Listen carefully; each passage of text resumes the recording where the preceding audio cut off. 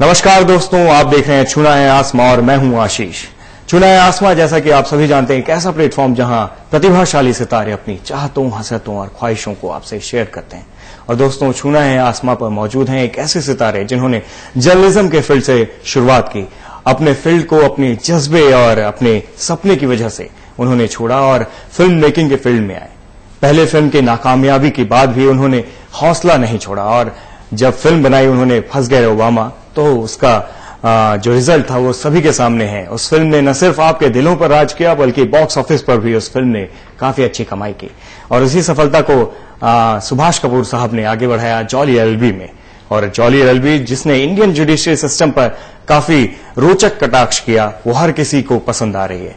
और अब सुभाष कपूर जी के कंधों पर मुन्ना भाई पार्ट 3 बनाने की जिम्मेदारी भी दे दी गई है, जो कि मुन्ना भाई चले दिल्ली के रूप में सामने आएगी।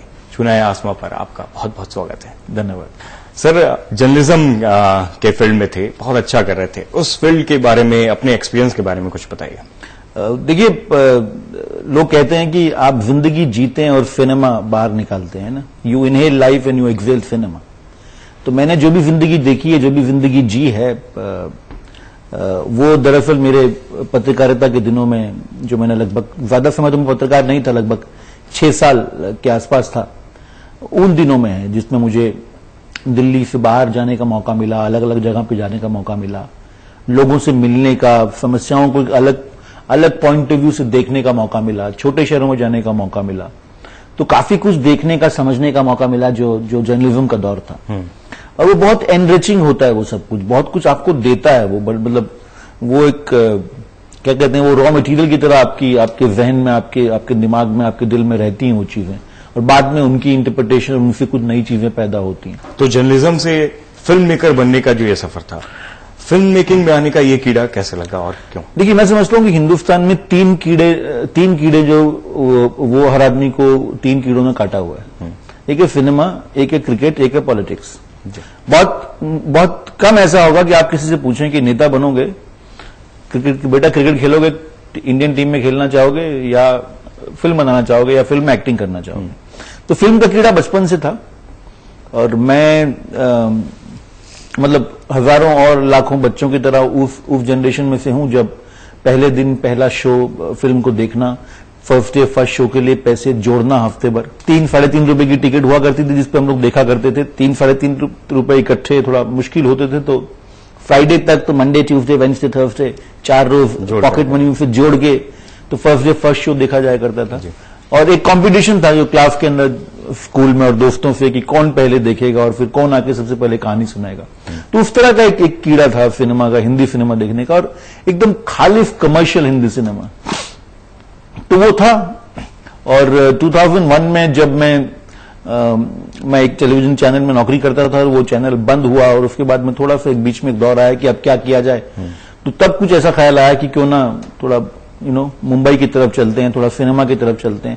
इस सफर में सबसे पहले शुरुआत हुई आपकी डॉक्यूमेंट्री की बात करते हैं, रामलीला की। जी। और उस डॉक्यूमेंट्री को स्पेशल ज्यूरी अवार्ड भी मिला। जी। उसमें उस ज्यूरी मेंबर में शेखर कपूर जैसे डायरेक्टर थे, उनका भी एक स्पेशल योगदान है इस फिल्म के लिए। उसके बारे में बताइए कुछ। नहीं, ये 2001 की बात है। मैं जब दिल्ली, मेरी पैदाइश और परवरिश दिल्ली की है जी। और जब मैं दिल्ली में था तो मैं दिल्ली में हजारों दूसरे बच्चों की तरह दशहरे के दिनों में रामलीला हम लोग खेला करते थे, लिखा भी करते थे, डायरेक्ट भी किया करते थे, उसमें एक्ट भी किया करते थे, उसके लिए चंदा भी इकट्ठा किया करते थे, और अपनी मदर्स का और आंटीज का और भाभीयों का मेकअप बॉक्स चोरी कर करके मेकअप की किट भी इस्तेमाल किया करते थे। तो तब से मेरे जहन में एक ये चीज रह गई थी कि क्या ये जो रामलीला के बिहाइंड द स्टेज होता है, ये तो बड़ा दिलचस्प होता है, बड़ा इंटरेस्टिंग होता है, और क्यों नहीं कोई इस पर कोई काम करता है, क्यों नहीं इस पर कोई फिल्म बनाता है। और ये एक थॉट रह गई थी। तो 2001 में जब हम पत्रकारिता से थोड़ा सा अभी हटे हैं और मैं सोच रहा हूं कि आगे क्या करना चाहिए, तब ये थॉट वापस आया और तब ये लगा कि यार चलो एक वो जो एक आइडिया था इतने सालों से, उसको करके देखते हैं। और इत्तेफाक कुछ ऐसा हुआ कि शूट करके खत्म किया तो अचानक पता लगा कि शेखर कपूर दिल्ली आए हुए हैं और वो कुछ डिजिटल फिल्में ढूंढ रहे हैं, इंटरेस्टिंग फिल्में, तो आप जाके उनसे मिलिए। तो हम जाके उनसे मिले और फिर मैंने उनको थोड़े रशीद दिखाए जो मैंने शूट किया था।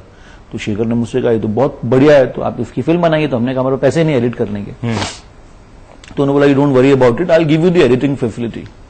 और फिर उनके ऑफिस में हमने कोई 20-25 दिन बैठ के हमने वो फिल्म, आधे घंटे की फिल्म रामलीला बनाई, which is basically about what happened behind the stage. हम तो इसी में गंगा ना लिए थे कि शेखर कपूर से मिल लिए, उनको हमारा काम अच्छा लगा। लेकिन बाद में पता लगा कि श्याम बाबू भी जूरी के मेंबर हैं, कुछ और मुजफ्फर अली भी वहां पर होने वाले हैं, एक न्यूयॉर्क टाइम्स के क्रिटिक थे डेविड मेलकम वहां होने वाले हैं। तो ये तो थोड़ा जमावड़ा इस तरह के लोगों का बड़ा होता गया। और फिर वो एक फेस्टिवल हुआ डिजिटल फिल्म्स का, उसमें वो फिल्म दिखाई गई और उसको जूरी अवार्ड मिला। तो actually the idea of coming to Mumbai and the idea of one day going to Hindi film industry and making a film actually came to me first उस दिन जब मुझे रामलीला के लिए वो जूरी अवार्ड मिला था। आप बाहर के एक डायरेक्टर थे और जब बाहर का कोई आता है तो बहुत ज्यादा जैसे कि कई लोगों से बात की तो सपोर्ट नहीं मिलता बॉलीवुड की तरफ से। आपका कैसा एक्सपीरियंस था? मुझे कोई मिला के बात 2-4-6 ट्रिप्स में समझ में आई कि या तो आप किसी को असिस्ट कर लें 2-4-5 साल, उसके बाद है ना कि आपको शायद आपके डायरेक्टर जो है आपको फिल्म डायरेक्ट करने को दे दें, या आप फिर किसी फिल्म स्कूल से पास आउट हो तो कम से कम कहने के लिए आपके पास हो कि I am from this institution, हमने ये पढ़ाई की है। आप कुछ हैं नहीं, आप पत्रकार हैं, अचानक से आपके मन में आया फिल्म बनाना, तो आपको तो कोई यहां बनाने देगा नहीं। तो ये बात मुझे बहुत जल्द समझ में आ गई और बिना मैंने ज्यादा समय लिए हमने कहा कि चलो देखते हैं हम खुद क्या कर सकते हैं।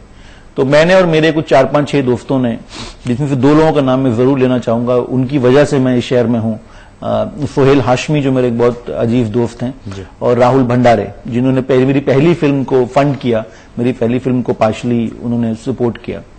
पहली फिल्म जो है वो एक ऐसा एक्सपीरियंस होता है कि आप जिंदगी भर उसे याद रखते हैं। मतलब पहली फिल्म बनाने का हाई जो है वो मुझे नहीं पता है कि उसका वो दूसरी कौन सी ऐसा एक्सपीरियंस है जो उसका मुकाबला कर सकता है। मैं तो अभी तक वो पल खोज रहा हूं जो उस हाइट पे मुकाबला हो। वो अलग ही एक बात होती है उसमें। बहुत टिपिकल है कहना कि पहली फिल्म पहले इश्क सी होती है, वो लोग बहुत कहते हैं, बट शायद वैसा वैसा कुछ होता है उसके अंदर जी। तो जब तक हमने फिल्म बनाई तब तक तो एक यादगार कमाल का अनुभव था। बहुत बहुत एंजॉय किया, बहुत मजे से फिल्म बनाई।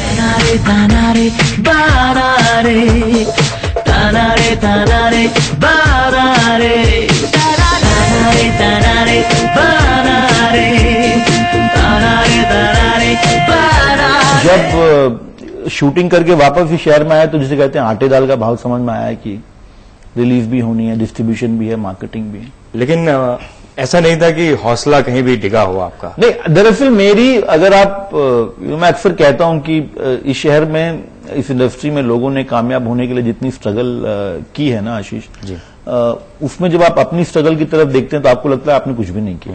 मतलब इस शहर में लोग रेलवे स्टेशन पे भूखे पेट भी सोए हैं और कई रात सड़कों पे काटी हैं। तो हमने तो ऐसा कुछ भी नहीं किया। तो मुझे पता नहीं उसको स्ट्रगल कहना कितना ठीक है कि नहीं, लेकिन जो भी जैसी भी है, एकदम अनजाने शहर में बहुत इमीडिएटली समझ में आया कि जब तक आपके पास 2 या 4-5 अच्छी लिखी हुई स्क्रिप्ट्स नहीं होंगी, उससे पहले आप बाजार में जाना बड़ा बेवकूफी वाला काम होगा। आपको आपसे मिलेगा नहीं, कोई आपसे बात नहीं करेगा। जीवन में जो कुछ भी हमको भरोसा है, उसको समझो कर ही खुद पे भरोसा है,